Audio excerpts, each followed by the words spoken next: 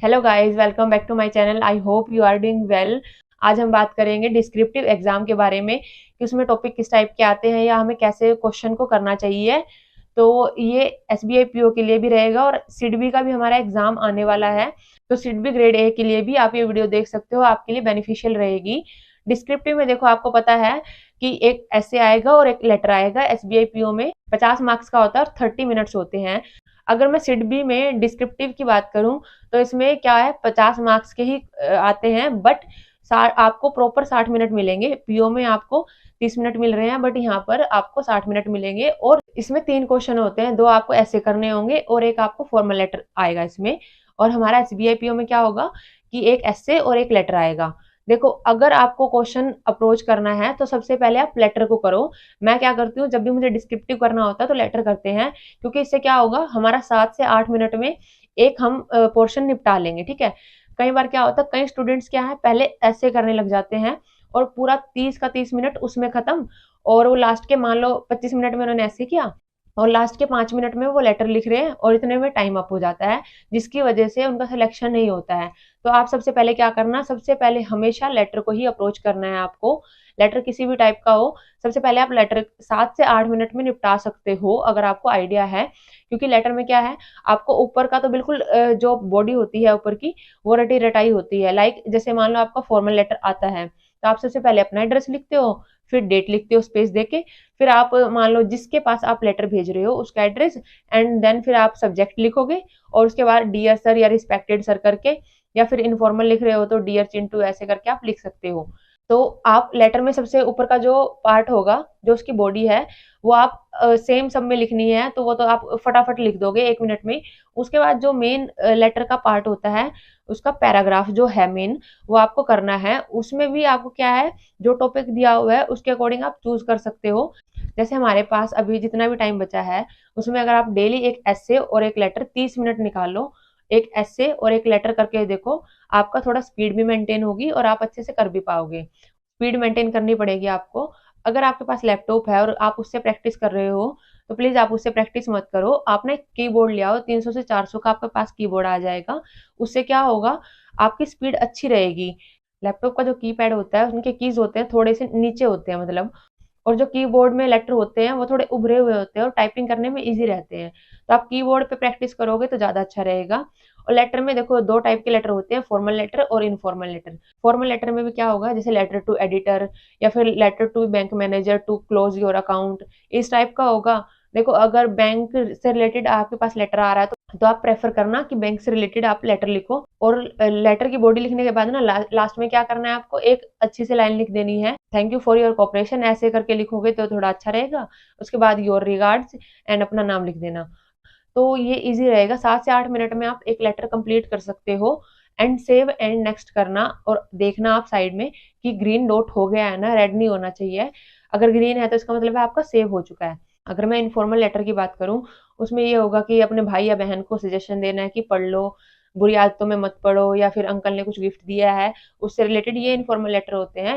वैसे informal letter easy होते हैं, तो आप पर डिपेंड करता है कि आप कौन से करते हो। अगर मैं लेटर की बात करूं कि आप कहाँ से पढ़ सकते हो, तो आप गूगल पर भी सर्च कर सकते हो, descriptive letter for SBI PO ऐसे करके लिखोगे, और एसबीआई पीओ भी मत लिखना, डिस्क्रिप्टिव पेपर ऐसे करके या फिर लेटर करके आपको मिल जाएंगे वहां पर पीडीएफ। अफेयर्स क्लाउड में भी अगर आप लिखोगे ना आगे अफेयर्स क्लाउड, तो काफी सारी आपको पीडीएफ मिल जाएंगी, जिससे आपको हेल्प मिलेगी।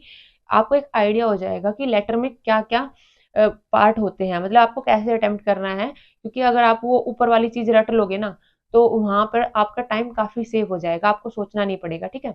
और अगर मैं ऐसे की बात करूं, ऐसे में भी जैसे 5 टॉपिक आपको दिए होंगे, उसमें से आपको एक चूज करना है। देखो क्या करना, जो भी आप टॉपिक चूज करो, अगर आपको इतना ज्यादा अच्छे से नहीं पता है, आपको आइडिया नहीं है ऐसे कैसे करते हैं, तो एक ट्रिक है। देखो, आप क्या करना, कोई भी टॉपिक उठाओ, सबसे पहले स्टार्टिंग में आप स्टार्टिंग वाले पैराग्राफ में क्या लिखोगे उसको एक्सप्लेन करना। अगर कोरोना के बारे में पूछा गया तो आप कोरोना को अच्छे से डिटेल में बताना, उसकी शुरुआत कहाँ से हुई, पहला केस कहाँ मिला, तो इस टाइप का आप लिख सकते हो। या फिर किसी भी रिगार्ड कुछ भी पूछा गया है हमारे डिफेंस से रिलेटेड या कुछ भी, उसे स्टार्टिंग में अच्छे से एक्सप्लेन करेंगे। उसके बाद क्या करना, आप एडवांटेज एंड डिसएडवांटेज बता देना उसकी, और वो भी पॉइंट्स में। इससे क्या होगा, आपके वर्ड्स भी कंप्लीट हो जाएंगे। अगर आपको इतना अच्छे से नहीं आ रहा है, आप नहीं बना पा रहे हो ऐसे को, तो ये ट्रिक है आपकी करने की कि पहले एक्सप्लेन करो, उसके बाद एडवांटेज या उसके बेनिफिट्स क्या हैं और फिर उसके डिसएडवांटेज बता दो, और लास्ट में क्या है उस पैसेज को कंक्लूड कर दो, कंक्लूजन कर दो कि लास्ट में क्या हुआ, आपने कंक्लूड करने के लिए इसका क्या बेनिफिट हुआ था या कितना लॉस है इसका। ऐसे आप इसको कर सकते हो। ऐसा करके भी आप ना अच्छे मार्क्स गेन कर सकते हो। एसबीआई पीओ में वैसे तो 200 तक की पैसेज की लिमिट होती है, बट उसमें ना प्रॉपर आपको दिया होगा कि आपको कितने वर्ड्स लिमिट रखने हैं, ठीक है। वैसे तो लेटर की तो 150 लिमिट होती है और इसकी 200 लिमिट होती है एसबीआई पीओ में, बट उसमें जितना लिखा होगा उतना आप करना, और जितनी लिमिट दी है कोशिश करना कि उसके आसपास करो। जैसे अगर 200 की वर्ड लिमिट दी हुई है आपको और अगर आप 250 कर रहे हो या फिर 150 कर रहे हो, तो आपके मार्क्स कटने के चांसेस बने रहते हैं। तो कोशिश करना कि आप 210 या फिर 190 या फिर 200 इसके लगभग करो। बिल्कुल कम नहीं करने हैं, बिल्कुल ज़्यादा भी नहीं करने हैं, मार्क्स पर आपके इफेक्ट पड़ेगा। इन ट्रिक को यूज़ करके आप ये अटेम्प्ट कर सकते हो, और ध्यान रखना कि आपने सेव किया हो। कई बार क्या होता है हम ऐसे लिखते रहते हैं और हमारा सेव ही नहीं होता है। तो आप क्या करना, जब आप आधा ऐसे लिख लो ना, हाफ ऐसे लिख लो, तो एक बार सेव नेक्स्ट कर देना और वापस ऐसे पे आ जाना, ठीक है। और कोशिश करना कि लास्ट के 2 मिनट आप बचा के रखो, क्योंकि कई बार क्या होता है हमने कई बार स्पेलिंग मिस्टेक की होती है, कई बार ग्रामर मिस्टेक की होती है, तो वो मिस्टेक ना हो आपसे, क्योंकि ग्रामर मिस्टेक या फिर आपकी स्पेलिंग मिस्टेक हुई तो आपके मार्क्स कटने के चांसेस ज़्यादा रहते हैं।